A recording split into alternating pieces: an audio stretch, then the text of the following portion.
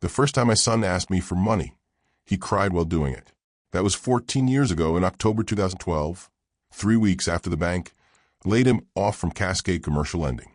He sat at my kitchen table with red eyes, untouched black coffee cooling beside him, saying he just needed a little help to stay afloat. A little help turned out to be $18,400. I remember the exact amount because Ellen wrote it down on the back of a Safeway receipt before she died. People forget favors, she told me while folding laundry that evening. But numbers stay honest. At the time, I thought she was being cynical. Turns out she was being merciful. Now I'm 72 years old, and I keep a yellow legal pad inside the second drawer of my desk. Every transfer, every cashier's check, every temporary loan, every emergency that somehow became my responsibility.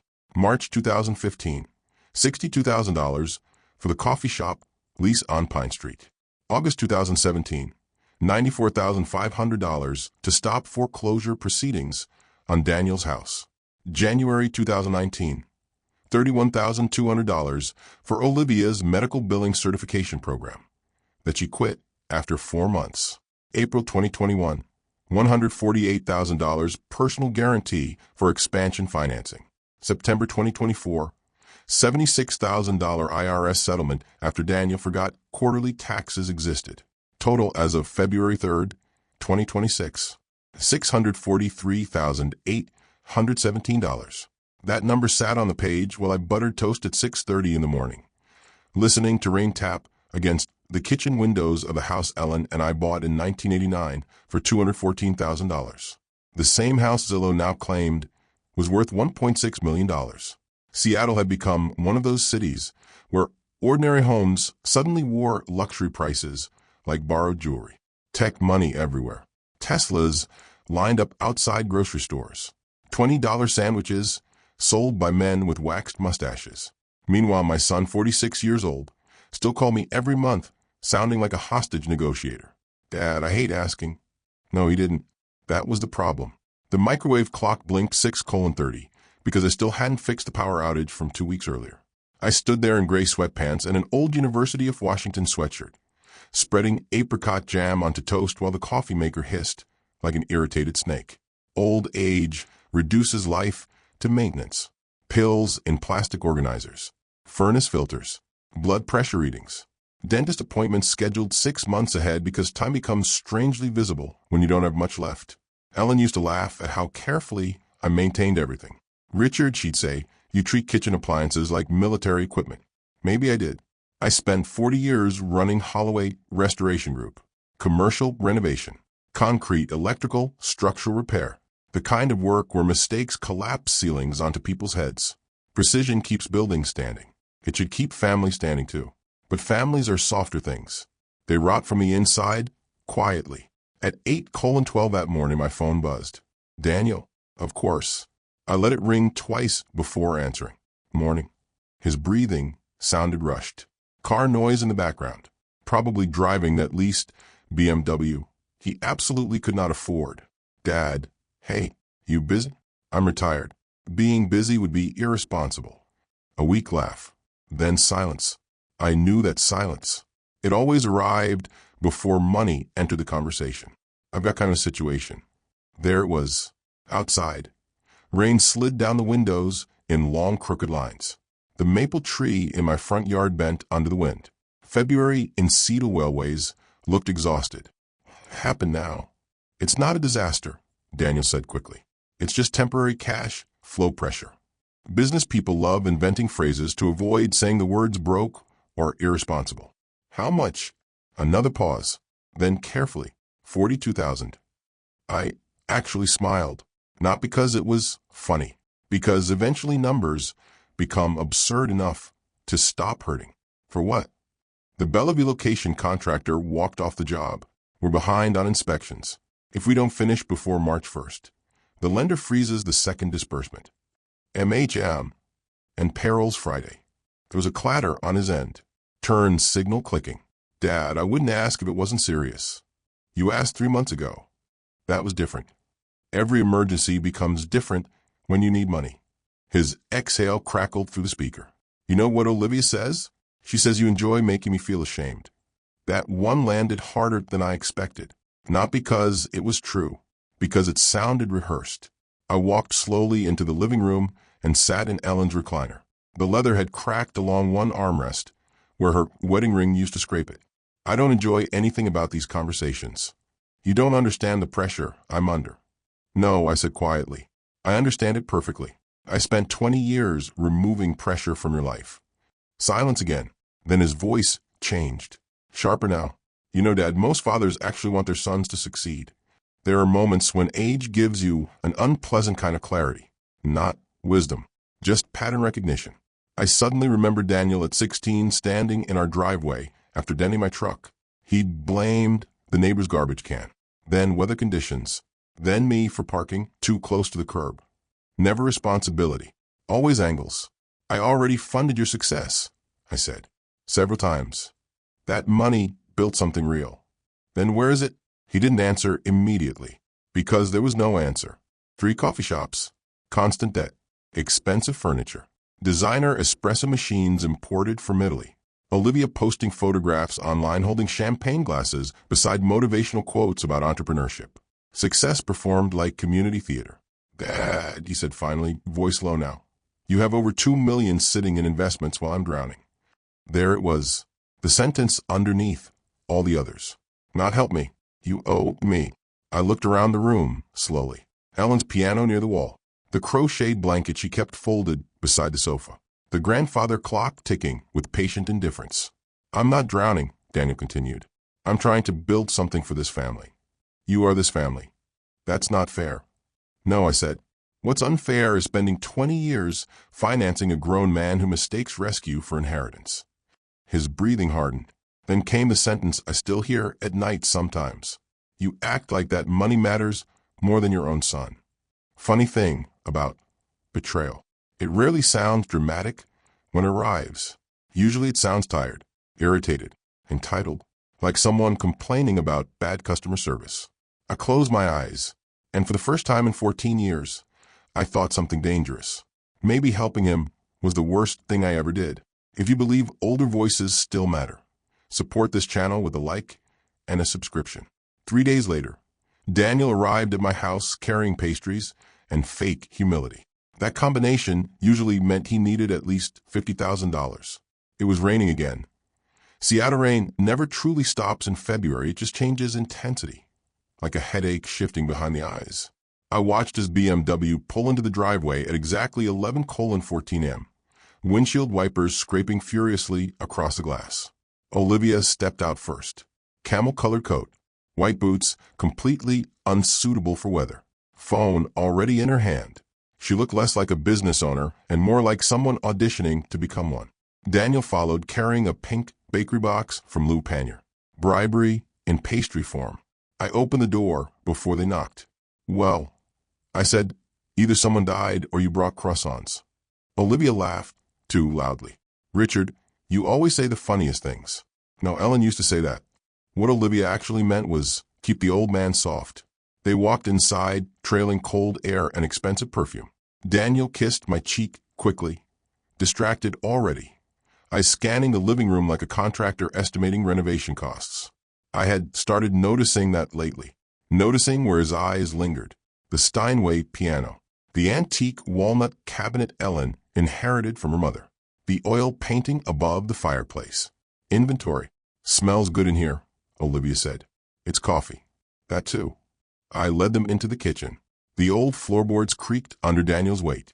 He used to race toy trucks across these floors while Ellen made pancakes on Sundays. Now he walked through the house like a future owner, inspecting deferred maintenance. I poured coffee into thick ceramic mugs while Olivia opened the pastry box with theatrical enthusiasm. Almond croissants, she announced. Your favorite. No, I said. Ellen's favorite. That silenced the room for half a second. People become uncomfortable when widowers remember specifics. They prefer grief diluted into something decorative and manageable. Daniel cleared his throat. How have you been feeling? There it was. The new line of questioning. Not how are you? How are you feeling? A small difference. Important difference. Alive, I said. Olivia gave Daniel a quick glance. Too quick for most people to notice. Not for me. You know, she said carefully, stirring sweetener into coffee she never actually drank. Daniel and I were talking about how much stress you've been under alone in this big house. I almost laughed. Stress. I spent 38 years negotiating union disputes and construction lawsuits. Once at a crane collapse outside Tacoman, nearly lost a $6 million contract overnight. Now apparently my dangerous burden was owning furniture unsupervised. I manage. Of course you do, Olivia said quickly. Nobody's saying otherwise. That phrase too. Nobody's saying otherwise. Which usually means somebody absolutely is. Daniel leaned back in his chair. We just worry. About what? Another glance between them. Married people who manipulate, together develop little systems. Eye contact becomes punctuation. Well, Daniel folded his hands. You forgot Ethan's birthday dinner last month. I stared at him. I had pneumonia. You never told us it was that serious. You never asked. Silence. Rain hammered softly against the windows above the sink. The dishwasher hummed in the background. Somewhere upstairs, old plumbing knocked inside the walls like distant footsteps. Olivia smiled again, softer now. We're only thinking ahead, Richard. That's all. Thinking ahead. Corporate language. Sanitized language. The kind people use before they remove you from your own life. I had lunch with Marcy yesterday, Olivia continued. You remember Marcy? Her father moved into assisted living last year, and honestly, he's thriving. There it was. Finally, the real conversation. I took a slow sip of coffee. Thriving. Yes, she said brightly. Community activities, medical support, people around him all the time. I already have people around me all the time. They usually want money. Daniel exhaled sharply. Dad.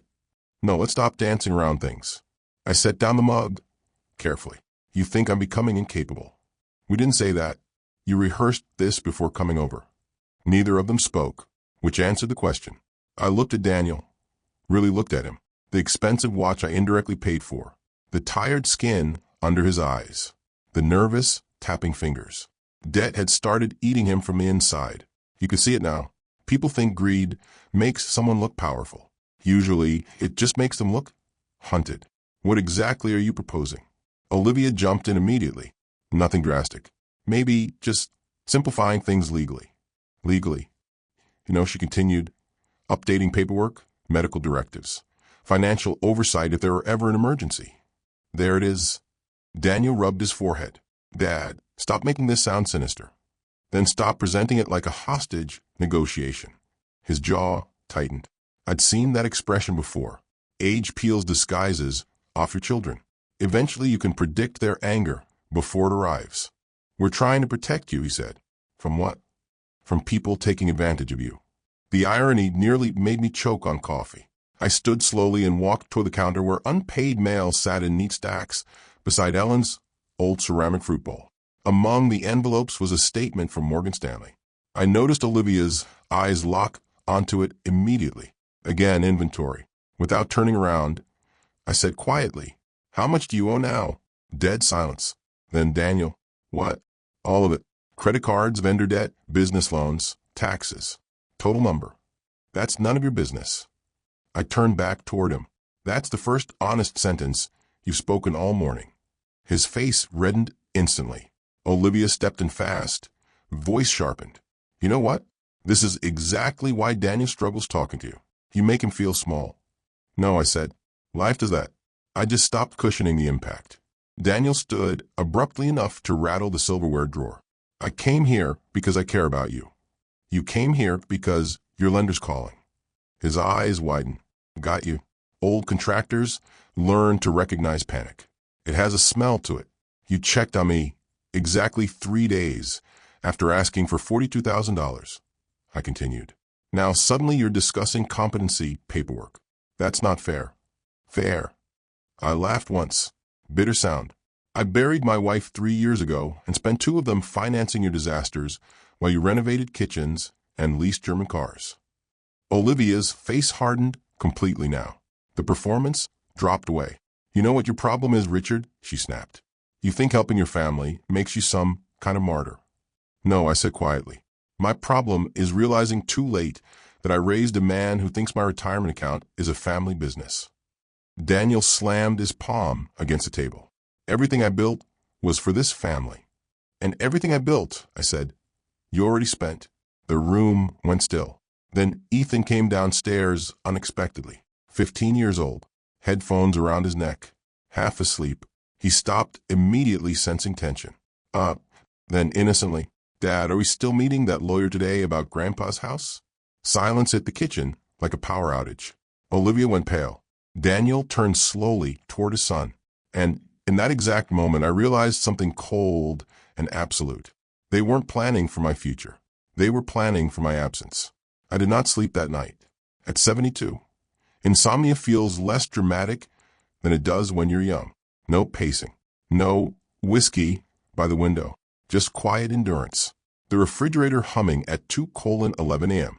Baseboard heaters ticking softly. The blue glow of the microwave clock hanging over the dark kitchen like an accusation. I sat at the dining table in Ellen's old flannel robe, reading documents, loan guarantees, wire transfers, tax notices, 3 separate refinancing agreements connected to Daniel's coffee shops. The stack kept growing beside my elbow. By 3 in the morning, I had organized everything into folders using the same label maker I once used at construction sites. Bank transfers, property liens, personal guarantees, unpaid tax obligations, neat little categories for a lifetime of stupidity. Around 4:20, rain began tapping against the skylight over the hallway. Seattle rain again, endless, patient, like debt. I looked at Ellen's photograph on the buffet cabinet. You warned me, I said aloud. Funny thing about loneliness. Eventually you stop pretending dead people can't hear you. The next morning, I called Martin Klein. Martin had been our attorney since 1998. Thin man, thick glasses, smelled permanently of peppermint and old paper. He answered on the second ring. Richard, everything all right? No, I said, which is why I'm calling. By noon, I was sitting across from him in his downtown office, while ferries moved slowly through Elliott Bay outside the windows. The office hadn't changed in 20 years. Same beige carpet, same brass lamp, same bowl of stale peppermints near reception. Successful lawyers understand the psychological value of stability. Clients panic enough already. Martin adjusted his glasses while reviewing copies of Daniel's paperwork. Jesus Christ. Good afternoon to you too. He looked up sharply. You personally guaranteed $480,000? At the time, it seemed temporary. That phrase has probably financed half the disasters in America. He flipped another page, then another. His expression darkened.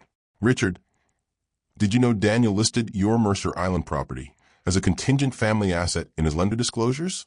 I stared at him. My house? Yes. He turned the document toward me. There it was. Holloway Family Real Property Holdings. Estimated future accessible equity. $1.4 million. I actually felt heat rise into my face. Not sadness. Not shock. Humiliation. He used my house to strengthen loan negotiations, Martin said quietly, without ownership rights. I kept staring at the page. All those years teaching my son honesty, responsibility, work. And now I was reading financial fraud written in his handwriting. He doesn't own any part of this property. I'm aware. Martin leaned back slowly. You understand this is serious. Yes, I said. I'm beginning to. Outside the office window, the sky hung low and gray over the water. Ferries crossing silently through fog looked like ghosts moving between worlds. I need to know something, Martin said carefully. Are you trying to protect Daniel or protect yourself from Daniel? That question sat between us a long time. Finally, I answered. My son thinks my death is a financial planning event. Martin nodded once, like a doctor confirming something terminal. Then he opened a legal pad. All right, he said. Then let's begin. For the next 2 hours, we worked through everything. Trust structures, asset separation, revoking access authorizations, removing Daniel from emergency financial permissions. Every signature felt strangely physical, like cutting ropes one strand at a time. By the end, my hand ached. Martin slid the final document toward me. This transfers the house into the Eleanor Holloway Family Trust effective immediately. I signed without hesitation. The pen scratched loudly across the paper. Done. For the first time in years, something belonged entirely to me again, or perhaps to Ellen, which felt safer. As I stood to leave, Martin said quietly, "There's one more thing." I paused. You should know Daniel's business situation may be worse than he admitted. How much worse? Martin removed another document from the folder. 3 locations are leveraged against projected investor capital that never materialized. Meaning? Meaning if one lender panics, the others may follow. I thought about Daniel's leased BMW, Olivia's designer coats, imported espresso machines, social media photographs with captions about growth and vision. Modern America specialized in expensive collapse. When's the opening for the Bellevue location? I asked. Martin checked the paperwork. Saturday night. I nodded slowly. I think I should attend. Saturday arrived cold and wet. By 6:30 that evening, Bellevue looked like a showroom for rich people pretending not to notice homelessness 5 miles away. The new café occupied a corner retail space wrapped in floor-to-ceiling glass. Edison bulbs glowed warmly inside. Young professionals stood near the entrance, holding champagne flutes and networking smiles. Everything smelled like fresh paint and overextended credit. I parked my old Lexus half a block away, between 2 Teslas worth more than my first house. Inside, music drifted softly through hidden speakers. Expensive jazz, the kind chosen by consultants. Olivia spotted me first. For one brief second, panic crossed her face. Then performance mode returned instantly. "Richard," she exclaimed loudly, "you made it." People turned toward us, smiling politely. Daniel approached fast, jaw tight beneath his rehearsed grin. He didn't say, "You were coming." I wanted to support the family. That word family tasted rotten now. The cafe looked immaculate. White marble counters, custom oak shelving, Italian espresso machines gleaming beneath pendant lights. I estimated the renovation cost immediately. At least $600,000, maybe more. Money has a smell when you worked around it long enough. This place smelled like borrowed money, soaked in desperation. Daniel guided me toward a group near the bar. Investors. You could always tell. Good watches. Careful smiles. Eyes constantly calculating risk. "This," Daniel announced proudly, hand pressing against my shoulder, "is my father, Richard Holloway. None of this would have happened without him." Several people nodded approvingly. One man shook my hand enthusiastically. "Daniel says you've been the primary financial backer from the beginning." There it was. Public pressure.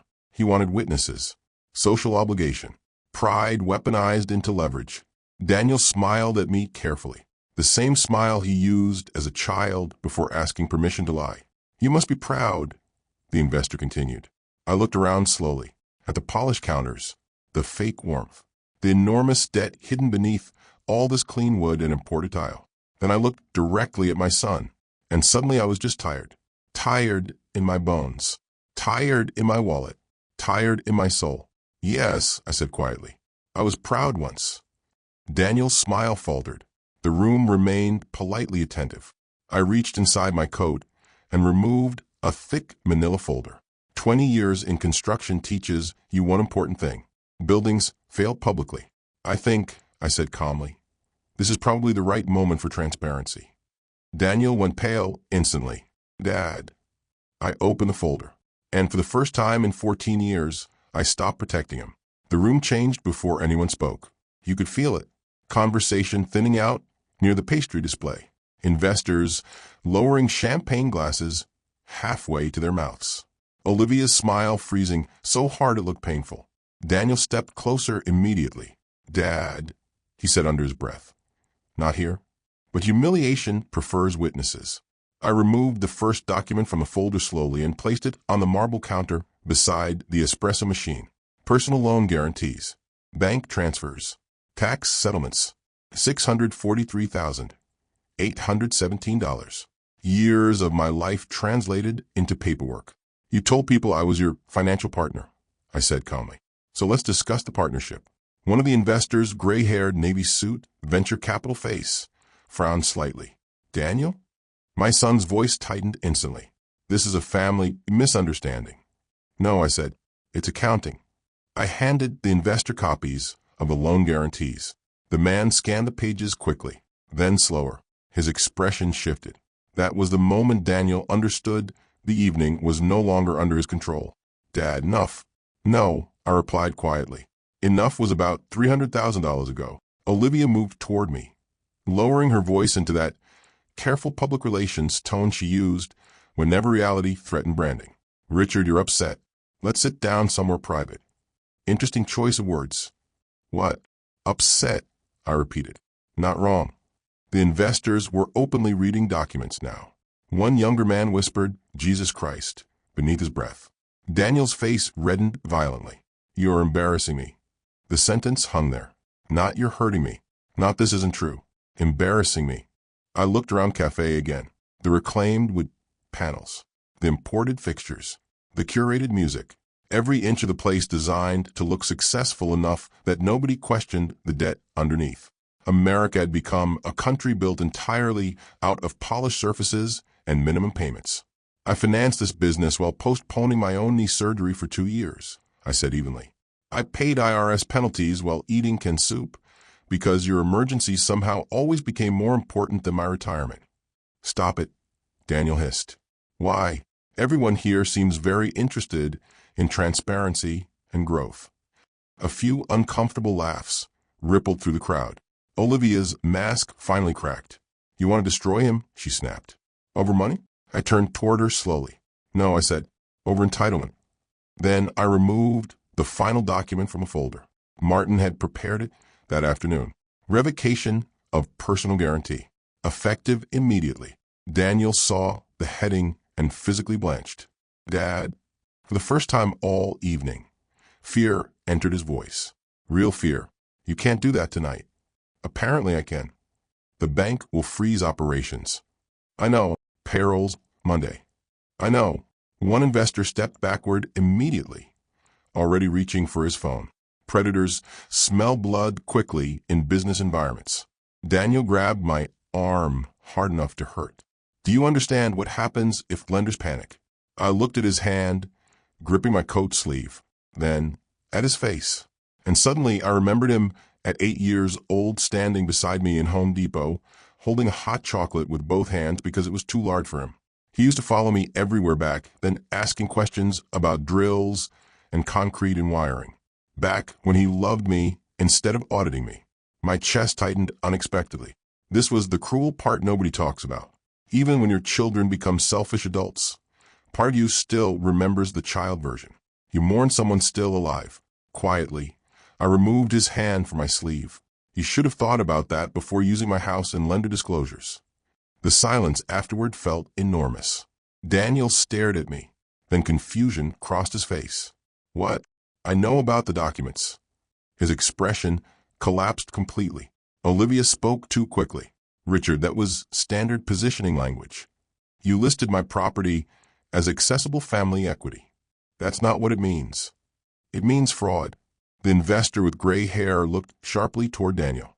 "You represented uncommitted collateral?" Nobody answered, which was answer enough. The room erupted softly after that. Not shouting, worse, whispering. Investors stepping aside for private conversations. Phones appearing. Quiet calculations beginning in real time. Financial collapse rarely arrives dramatically at first. Usually it begins with people no longer making eye contact. Daniel looked around desperately. "You're blowing this out of proportion." "No," I said tiredly. "I financed the proportion." Then came the final mistake. "You owe me this."